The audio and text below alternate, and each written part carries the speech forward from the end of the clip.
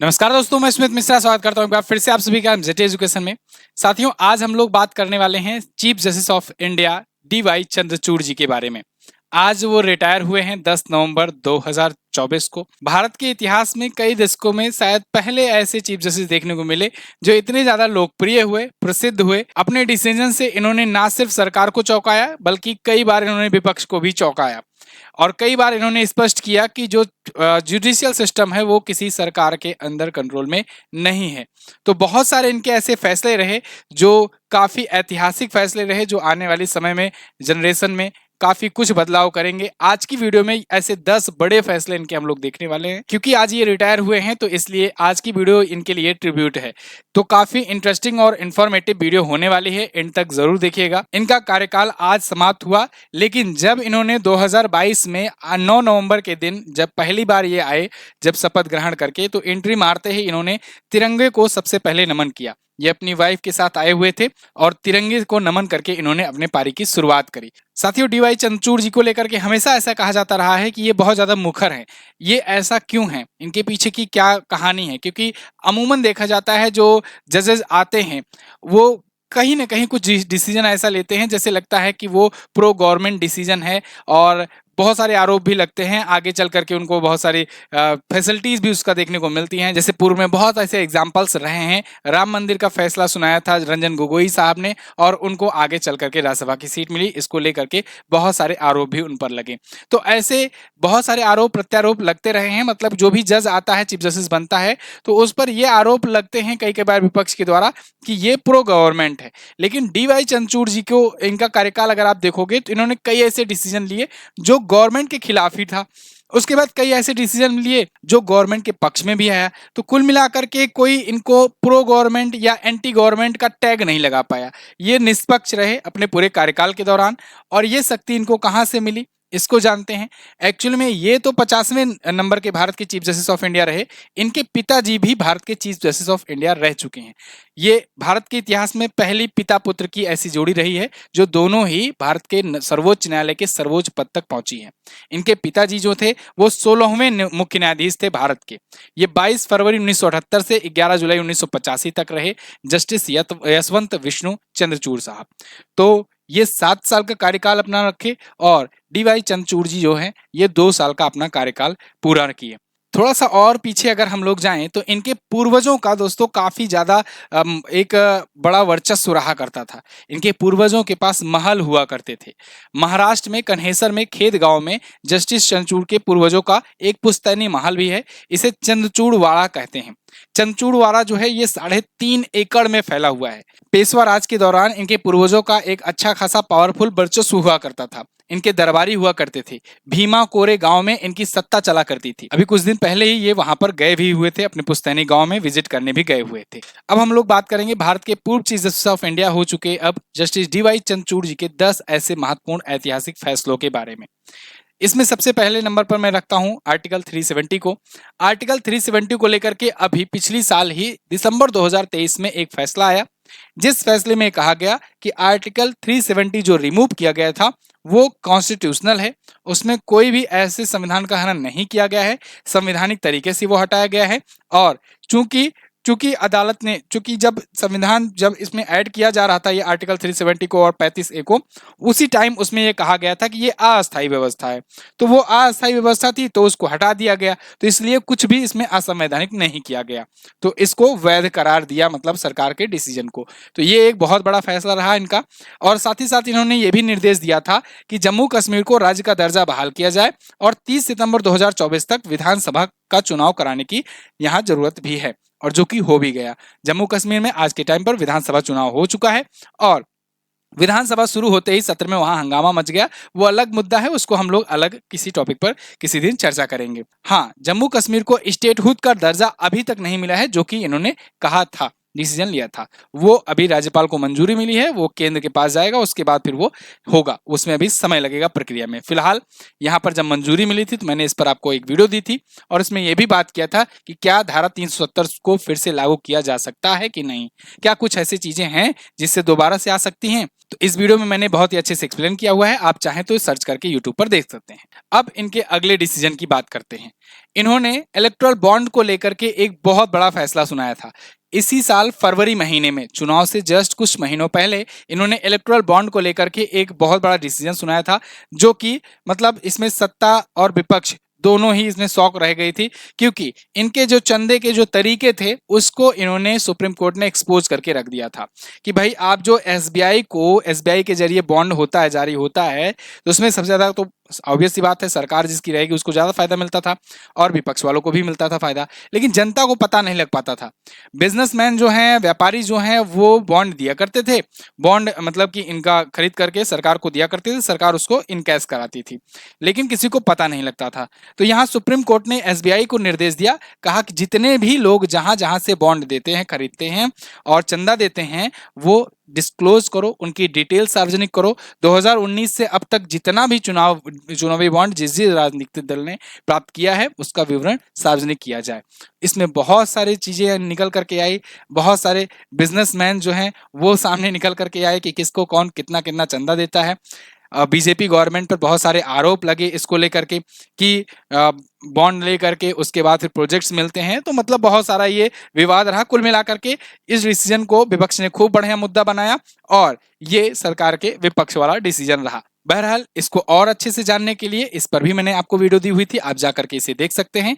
Electoral bond scam को पूरा detail में मैंने एक्सप्लेन किया हुआ था। ये वीडियो आपका 7 महीने पहले आई थी, चैनल पर अवेलेबल है। इसके बाद अभी कुछ महीनों पहले ही धारा 6A को लेकर के, कुछ महीने क्या, इसी महीने के मतलब लास्ट महीने में जो बीता अभी, उसी में ये फैसला सुनाया गया कि धारा 6A जो है ये वैलिड है, ये बरकरार रहेगी। धारा 6A क्या है, इस पर भी मैंने आपको वीडियो दी थी। इसमें 5 जजेस की बेंच ने ये डिसीजन सुनाया था, जिसमें ये 5 जजेस थे। इन्होंने बताया था कि 24 मार्च 1971 के बाद असम में जो प्रवेश किए सभी बांग्लादेशी प्रवासी हैं वो अवैध हैं, उनको यहाँ से निकाला जाए और केंद्र सरकार और राज्य सरकार इनके निर्वासन की प्रक्रिया तेज करे। धारा 6A को इन्होंने वैध ठहराया, जो 1985 में असम अकॉर्ड के जरिए शामिल किया गया था राजीव गांधी जी की सरकार के दौरान।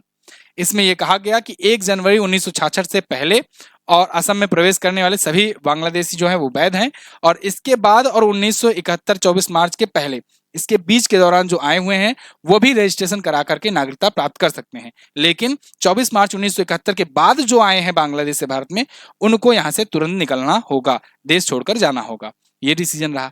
अब चौथे डिसीजन की इनकी बात करते हैं, नो मोर अंधा कानून। इन्होंने जो न्याय की देवी थी ना, न्याय की देवी की ऊपर जो आंखों में पट्टी बांधी रहा करती थी, उस पट्टी को रिमूव कर दिया और न्याय की देवी भारतीय परंपरा में इन्होंने पेश करवाया। ऐसा कहा जाता है कि जस्टिस डीवाई चंद्रचूड़ जी ने अपने पर्सनल डिसीजन से यह फैसला लिया था कि न्याय की देवी की मूर्ति चेंज किया जाए और भारतीय वेशभूषा भारतीय परंपरा में हो। इसको भी मैंने डिटेल से एक्सप्लेन किया था इस वीडियो में कि ये कहाँ से लिया गया है, कहाँ से ये परंपरा चलती आ रही है। दुनिया भर के तमाम देश इसी न्याय की मूर्ति को यूज करते थे, जिसमें हाँ एक हाथ में तलवार एक हाथ में तराजू हुआ करता था। लेकिन अब जो भारत की न्याय की देवी हैं, इनके एक हाथ में संविधान की पुस्तक और एक हाथ में तराजू और आंख की पट्टी हटा दी गई है। तो ये बड़े डिसीजंस लिए गए इनके द्वारा। अब आते हैं 5वें बड़े डिसीजन पर। 5वां बड़ा इनका डिसीजन रहा समलैंगिकता को लेकर के। समलैंगिक विवाह को लेकर के इन्होंने बताया कि ये असंवैधानिक है, गैर कानूनी है। इन्होंने कहा कि सेम सेक्स मैरिज जो है ये सुप्रीम कोर्ट द्वारा अलाउ नहीं किया जाएगा। तो अवैध इन्होंने कानूनी मान्यता देने से इन्होंने साफ साफ इनकार कर दिया था। हाँ, इन्होंने ये भी निर्देश दिया था कि अगर सरकार चाहे, विधायिका चाहे, तो वो विवाह समानता कानून बनाने पर जो है वो विचार कर सकती है। ये पूरा डिसीजन विधायिका पर, संसद पर इन्होंने छोड़ दिया कि आगे जब जरूरत पड़े तो संसद इस पर कानून ला करके वो कानून बनाएगी, तब हम उस कानून के अनुसार डिसीजन सुनाएंगे। क्योंकि देखो सुप्रीम कोर्ट का क्या कहना है ना, जो भी अपना जुडिशियल सिस्टम है वो क्या कहता है कि हम डिसीजन तो सुनाएंगे, लेकिन उसी के अकॉर्डिंग सुनाएंगे जो अपने संविधान के पुस्तक में है, या फिर जो अपने जो क्रिमिनल एक्ट हैं, क्रिमिनल लॉज हैं, उनके जरिए जो भी कानून बने हैं, नियम बने हैं, उनके जरिए मैं डिसीजन सुनाऊंगा। कुछ ऐसा डिसीजन नहीं सुनाऊंगा जो अभी तक है ही नहीं। तो अगर मान लो संसद इस पर कानून बना देती है तो वो कानून आ जाएगा, तो उस कानून के अनुसार ये फैसले सुनाएंगे। तो ये हवाला देते हुए इन्होंने विधायिका पर इसे छोड़ दिया था। कुल मिलाकर के अभी कानूनी मान्यता नहीं है इंडिया में, ठीक है। इसके बाद यूपी मदरसा बोर्ड अधिनियम को लेकर के एक डिसीजन आया, अभी कुछ दिन पहले, 2-3 दिन पहले मैंने इस पर आपको वीडियो दिया हुआ है। यूपी मदरसा एक्ट क्या है, इसको लेकर के इन्होंने इलाहाबाद हाई कोर्ट के फैसले को पलट दिया था। इलाहाबाद हाई कोर्ट ने इसे अवैध घोषित किया था और कहा था कि ये धर्मनिरपेक्षता का उल्लंघन करते हैं, जो उत्तर प्रदेश में मदरसा है। उत्तर प्रदेश में 16,000 से ज्यादा मदरसे हैं और उसमें लाखों बच्चे पढ़ते हैं। तो ऐसे में वो सब का मतलब एक डर का माहौल बन गया था कि भाई अब हमारा क्या होगा अगर ये मदरसे सब बंद हो जाएंगे तो, क्योंकि इलाहाबाद हाई कोर्ट ने डिसीजन सुना दिया था कि अब इन्हें बंद करना होगा और आसपास के कॉलेजेस में मर्ज करना होगा। लेकिन उनके फैसले को डी वाई चंद्रचूड़ जी की अध्यक्षता वाली बेंच ने ये फैसला सुनाया और पलट दिया। वो फैसला पलट दिया और कहा उत्तर प्रदेश में मदरसों को विनियमित करने का जो 2004 वाला कानून है ये बरकरार रहेगा। तो ये बड़ा फैसला था, इनका बड़ा डिसीजन था जो अभी कुछ दिन पहले ही आया हुआ है। इसके बाद जेलों में जाति आधारित भेदभाव को लेकर के इन्होंने डिसीजन सुनाया था। जाति न पूछो कैदी की। एक्चुअली में होता क्या था, पहले जब कैदी होते थे, जब गए कैद होकर के जेलों में गए तो उनसे जाति पूछी जाती थी और उसके बाद जाति आधारित उनको काम सौंपे जाते थे। किसी को नाई का काम दे दिया, किसी को टॉयलेट साफ करने का काम दे दिया, किसी को दर्जी का, मोची का, इन सब का काम दे दिया। मतलब कई ऐसे चीजें थी जो परंपरागत चली आ रही थी, तो ये इस जाति का है तो इससे ये काम कराओ, ये होता था। लेकिन जस्टिस डी वाई चंद्रचूड़ जी की अध्यक्षता ने अक्टूबर में ये फैसला लिया कि भाई अब ऐसा नहीं होगा, कैदियों के साथ जाति आधारित या जनजाति आधारित भेदभाव नहीं किए जाएंगे। वहां पर सभी जो कैदी हैं वो कैदी ही हैं। ऐसी जो परंपरा चली आ रही है, प्रथा चली आ रही है, ये असंवैधानिक है और इसको लेकर के इन्होंने सख्त डिसीजन लिया कि भाई जो प्रशासन है वहां पर वो सख्ती लाए वरना दिक्कत हो जाएगी। तो 3 महीने के भीतर 10 राज्यों की जेलों के लिए मैनुअल में संशोधन करने का भी इन्होंने फैसला सुनाया। इसके बाद सांसदों और विधायकों के लिए इन्होंने प्रतिरक्षा पर भी एक डिसीजन सुनाया।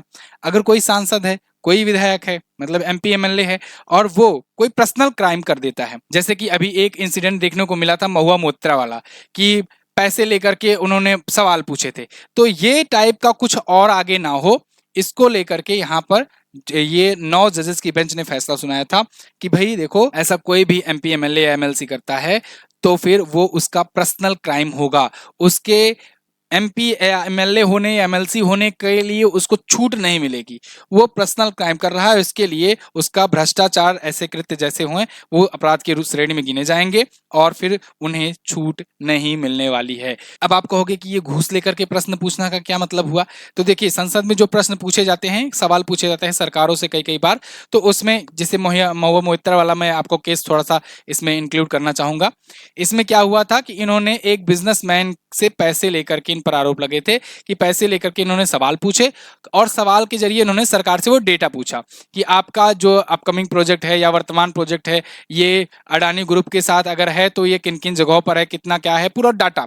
तो क्या होता है कि अगर कोई संसद है, कोई एमपी एमएलए है, वो सवाल पूछता है तो जो सरकार में है उसको जवाब देना पड़ता है विद डेटा।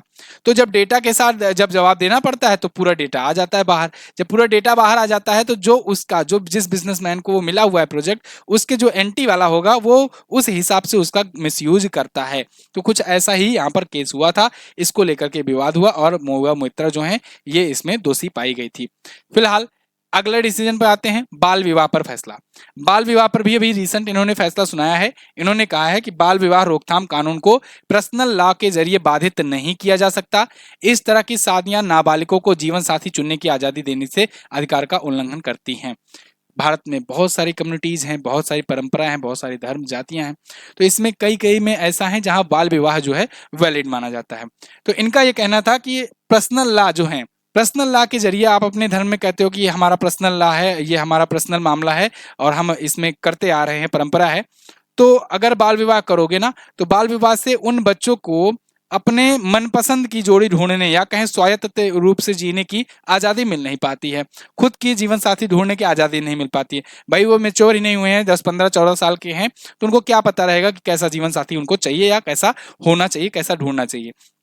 इसके लिए इन्होंने ये फैसला सुनाया कि बाल विवाह निषेध अधिनियम 2006 के जो प्रभावी क्रियान्वयन है इसके लिए निर्देश इन्होंने जारी किए। न्यायालय ने बाल विवाह के बच्चों की स्वायत्तता और विकास पर पड़ने वाले हानिकारक प्रभावों पर प्रकाश डाला। राज्य सरकारों और केंद्र शासित प्रदेशों को बाल विवाह निषेध को लागू करने के लिए जिम्मेदार जिला स्तरीय अधिकारियों को नियुक्ति करने का भी निर्देश दिया। अगले डिसीजन पर आते हैं। डी वाई चंद्रचूड़ जी के द्वारा निजी संपत्ति का फैसला आया। इस पर मैं वीडियो देने वाला था, अभी 2-3 दिनों में ही आया है फैसला इसका। इसमें 8-1 की बहुमत से इन्होंने फैसला सुनाया हुआ है 9 जजेस की पीठ ने। अब देखो, जब मैं डीवाई चंद्रचूड़ जी की अध्यक्षता वाली पीठ की बात कर रहा हूं, कई बार इसमें कई बेंचों वाले डिसीजंस आ रहे हैं। तो जो जब बेंच बैठती है ना, 5 बेंच, 7 बेंच, 3 बेंच, तो उसमें जो मुख्य होता है ना, चीफ होता है, वो चीफ जस्टिस ऑफ इंडिया ही होता है। तो इनकी अध्यक्षता वाली वो बेंच होती है। तो इसमें भी इन्हीं का डिसीजन अभी हम लोग मान करके चल रहे हैं, ठीक है ना, और ये माना जाता है फिलहाल। तो 8-1 की बहुमत से ये फैसला सुनाया गया कि जो निजी स्वामित्व वाली संपत्तियां हैं, इनको राज्य के द्वारा सार्वजनिक लाभ के लिए जब्त करने का कोई ऐसा नियम नहीं है, या फिर वो कोई ऐसा अधिकार नहीं है। होता क्या है कि सरकार जबरन कहती है कि हमें ये प्रोजेक्ट लाना है, तो भले से आपकी निजी पर्सनल प्रॉपर्टी हो, तो कहेंगे कि आपको शिफ्ट करा दिया जाएगा, आप टेंशन मत लो, हटो यहाँ से, और वहां पर वो प्रोजेक्ट बन जाता था। लेकिन यहाँ पर सुप्रीम कोर्ट ने डिसीजन सुनाया कि आपको कोई ऐसा अधिकार नहीं है, राज्य को कोई ऐसा अधिकार नहीं है। खास करके उत्तर प्रदेश को लेकर के इन्होंने सख्ती पेश की थी। यह मामला अनुच्छेद 31C से संबंधित है, जो राज्य नीति निर्देशक सिद्धांतों को पूरा करने के लिए राज्य द्वारा बनाए गए कानूनों की रक्षा करता है। डीवाई चंद्रचूड़ ने स्पष्ट किया था कि निजी स्वामित्व वाले संसाधनों को समुदाय के लिए भौतिक संसाधन के रूप में स्वचालित रूप में नहीं माना जा सकता, जब तक कि वे कुछ मानदंडों को पूरा ना करें। तो ये सब का जो बहुत जगह बुलडोजर चल जाया करते थे, उसको लेकर के इन्होंने फैसला सुनाया था। तो ये थे जस्टिस डीवाई चंद्रचूड़ जी की अध्यक्षता वाली बेंच, या कहें उनके द्वारा लिए गए कुछ महत्वपूर्ण डिसीजन, टॉप 10 डिसीजन की यहाँ पर हमने बात की है। कुछ और भी डिसीजन इन्होंने सुनाए थे, जैसे ईवीएम हैकिंग को लेकर के डिसीजन इन्होंने सुनाया था कि नहीं, वो ईवीएम हैकिंग पॉसिबल नहीं है, सारा तरीके से वेरीफाई कर लिया गया है। इसके बाद इन्होंने एक और डिसीजन राम मंदिर को लेकर के, मतलब इनके ही टाइम पर, मतलब तब ये चीफ जस्टिस नहीं हुआ करते थे, रंजन गोगोई जी चीफ जस्टिस हुआ करते थे, लेकिन जब बेंच बैठी थी उसमें ये भी हुआ करते थे। तो राम मंदिर को लेकर के भी इन्होंने फैसले में, मतलब इनका भी ओपिनियन शामिल था। तो ऐसे बहुत सारे डिसीजन में इनका अहम रोल रहा है, और साथ ही साथ में ये कई मामलों में चर्चा भी रहे हैं, क्योंकि ये सोशल काफी रहे हैं। आप इनसे पहले के जो चीफ जस्टिस देखते रहे होगे, तो शायद ही आपको इतना वोकल और इतना मीडिया में या इतना चर्चे में रहता हुआ कोई मिला होगा। एक तो पर्सनालिटी भी इनकी है, और जो भी रहते हैं एकदम बूढ़े से हो जाते हैं, लेकिन काफी युवा भी दिखते हैं। अभी जब एक इंसिडेंट हुआ था, जब तिरुपति बालाजी मंदिर में प्रसादम में कुछ मिलावट का मामला आया था, तो चर्बी युक्त घी वाला मामला आया था, तो उसके बाद इन्होंने वहां पर जाकर के विजिट भी किया था, और इनके विजिट से भी एक काफी बड़ा संदेश गया था देश की कम्युनिटी में कि भाई देखो, चीफ जस्टिस ऑफ इंडिया जब वहां पर चले गए तो फिर कोई दिक्कत नहीं, बाकी लोग भी जा सकते हैं, प्रसादम जो है अब सुधार रहा है, अब कोई दिक्कत नहीं है। नहीं तो फिर मंदिर पर इफेक्ट पड़ने लगा था, मतलब बहुत सारे लोग फिर थोड़ा सा वहां पर जो विजिट करने जाते थे, उनकी धार्मिक आस्था को ठेस पहुंचा था। लेकिन इसके बाद ये विजिट किए, और ये काफी बड़ा संदेश गया। इसके बाद एक गणपति पूजा में ये इनके साथ पीएम मोदी जी भी शामिल हुए थे, उनके साथ इन्होंने आरती की, तो विपक्ष ने खूब ज्यादा बवाल किया था। अब विपक्ष की दिक्कत ये है कि जब सरकार के खिलाफ कोई जब ये डिसीजन सुनाते थे, तब तो ये कहते थे कि बस एक ही है अपना रक्षक, ये बढ़िया चीफ जस्टिस ऑफ इंडिया मिले हैं, ऐसा है वैसा है, मुंह तोड़ जवाब देंगे, खूब मीम्स बनती थी।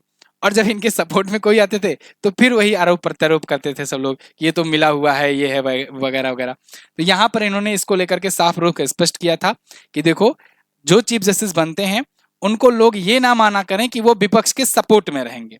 मतलब ऐसा माना जाता है कि जो चीफ जस्टिस ऑफ इंडिया बना है, तो वो सरकार के खिलाफ डिसीजन ले, विपक्ष के सपोर्ट में रहे। तो इन्होंने कहा ऐसा कोई जरूरी नहीं है। यहाँ पर मैं बैठा हूं, इस पद पर बैठा हूं, तो इसका मतलब यह है कि जो न्याय देना होगा वो न्याय सुनाएंगे हम। ये जरूरी नहीं है कि हम सत्ता पक्ष की तरफ सुनाएं या फिर विपक्ष की तरफ सुनाएं, हम सत्ताधारी रहें या विपक्षधारी रहें, ऐसा जरूरी नहीं है, और ऐसा होना भी नहीं चाहिए। इसके अलावा इन्होंने सुप्रीम कोर्ट को हाईटेक बनाने में भी बहुत अहम रोल निभाया। आप देखोगे अभी एक वीडियो काफी वायरल चल रही है, जिसमें ये पूछ रहे हैं एआई से, आर्टिफिशियल इंटेलिजेंस से कुछ सवाल जवाब पूछ रहे हैं, और वो आर्टिफिशियल इंटेलिजेंस की मदद से जवाब मिल रहा है इनको। तो काफी हाईटेक भी इन्होंने सुप्रीम कोर्ट को बना दिया है आज के टाइम पर।